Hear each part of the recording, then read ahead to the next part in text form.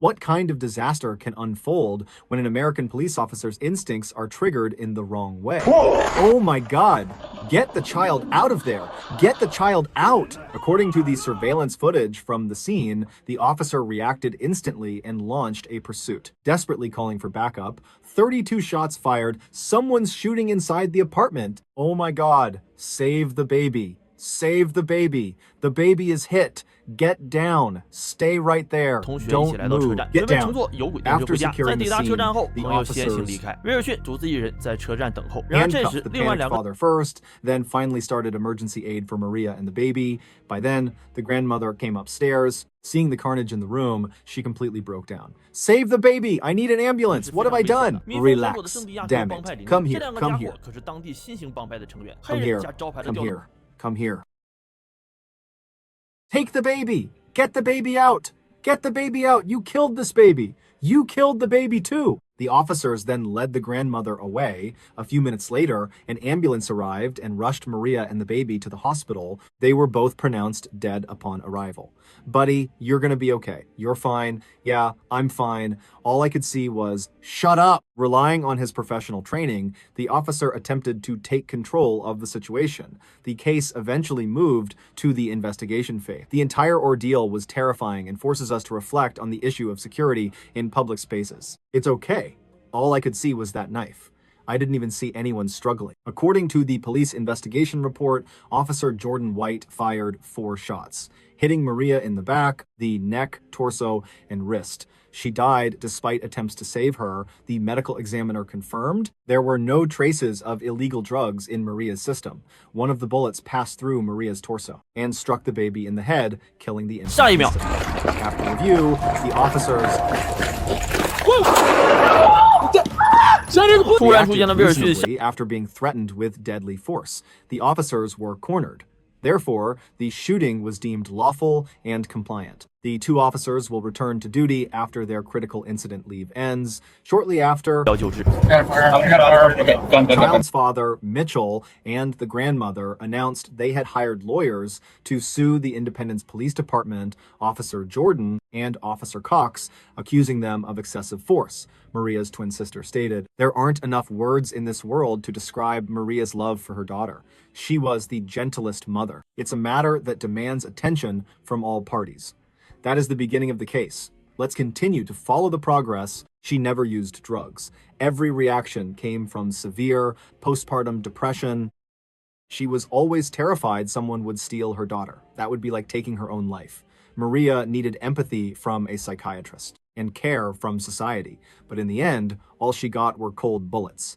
That bullet tore through the child's head and splattered onto the father, Mitchell's face. It is the most horrific tragedy on earth. If only the 2 officers at the scene had waited just a few more seconds to let the mental health expert who was already at the front door come in and intervene, the outcome would have been completely different. But now they must pay for their brutality.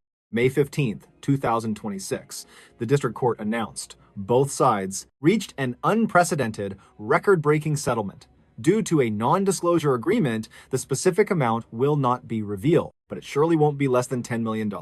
Out of this amount, 50% will go to Maria's parent. The other 50% will be distributed to the child's biological father, Mitchell Holder, after the settlement was reached, and uncover the truth behind what happened. The family's lawyer released a statement emphasizing that no amount of money could buy back 2 lives. It was all a tragedy caused by government bureaucracy, systemic failure, and unprofessional law enforcement.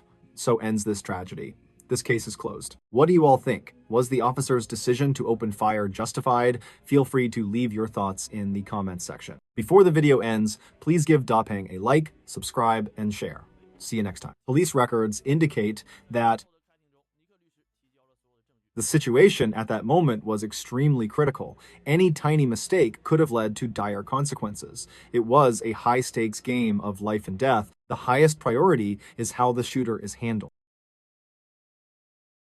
Two officers who were patrolling nearby immediately dropped what they were doing and 和直击 sprinted 3 toward the station. Meanwhile, Wilson, who had just escaped the line of fire, was running inside the station toward the same door where Officer Gooden was positioned. In the next second, Wilson's sudden appearance startled the officer, triggering a reflexive high-stress response. The officer fired a shot at Wilson. The boy took 2 steps after being hit before collapsing to the ground. The child is James. Hello everyone, I'm Deping. For today's first case, we're heading to California. The officer then moved to arrest Wilson and began emergency medical treatment. The officer was screaming, "Drop the gun, drop the gun." During the resuscitation attempt, the officer found a handgun on Wilson. That evening, 接下来他们将继续努力，让开枪警员古登受到应有的惩罚。 Wilson was rushed to the hospital. After 3 hours of emergency surgery, doctors pronounced him dead. Afterward, the San Diego Police Department held a press conference to report the incident.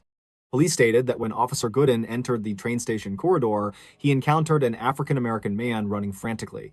Feeling an imminent threat to his life, he fired a shot and downed the man. Police found a handgun inside the boy's clothing. This was the result of a street-level gang shootout. Officer Gooden has been placed on paid administrative leave following this major incident.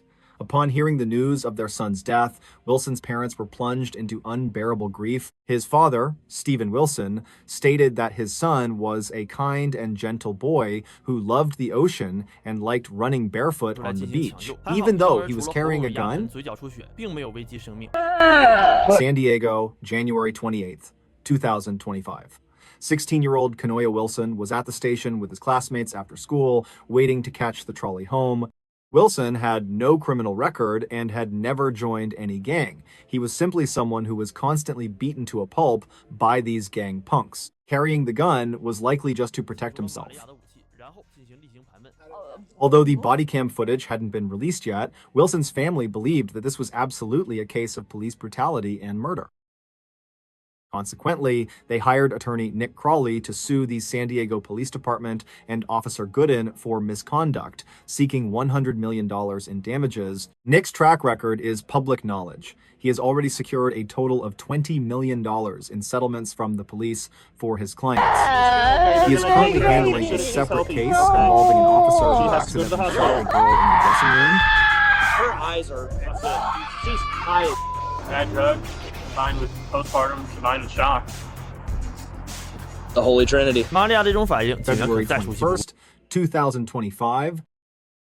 The district attorney completed the review and released the body cam footage, which confirmed that Wilson was never the armed threat the police implied. He never once drew the handgun. Officer Gooden was not acting in self-defense. He shot a child who was running for his life from behind and only shouted that he was a police officer after he had already fired. None of the reactions followed the requirements for an officer to use lethal force. After his friends left, Wilson was waiting at the station alone. However, 2 other young men at the station locked onto Wilson. They started provoking him, and Wilson didn't back down. He fired right back at them. During these subsequent court hearings, Attorney Nick submitted all the evidence and pointed out that before the investigation results were even out, the police repeatedly tried to whitewash the officer's actions and slandered a young man with a heart of gold. The viciousness of their conduct was appalling.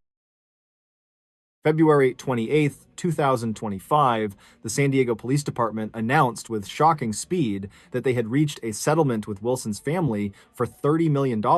Officer Gooden will be suspended indefinitely and transferred to a non-armed administrative role. The district attorney is investigating whether or not to file criminal charges against him. After the settlement was reached, Wilson's father released a statement saying that everything that happened to his son, it stands as a catastrophic failure in the history of modern American policing. No amount of money could ever replace a child. He'll never run on the beach again. He'll never go to school. His entire life was stolen away by a split-second, disastrous decision. We would give up everything just to have him back, breathing, and alive. They are going to keep fighting to ensure the officer who pulled the trigger faces the justice he deserves. Honestly, this kind of retaliation is incredibly dangerous. In a place like San Diego, where gangs are rampant, those 2 guys were members of a new local gang. All right, now that we've covered that case, let's head over to Independence, Missouri for another human tragedy. On the afternoon of October 25th, 2024, the Independence Police Department received a distress call. The caller reported seeing a mother later identified as 34-year-old Maria Pike asleep in a patch of woods on the outskirts of town with her infant, who was less than a month old. Police and the fire department rushed to the 警 scene 员在一个壁橱内 immediately 找 to 到了玛利 respond. 亚。 Hi there. What's your name?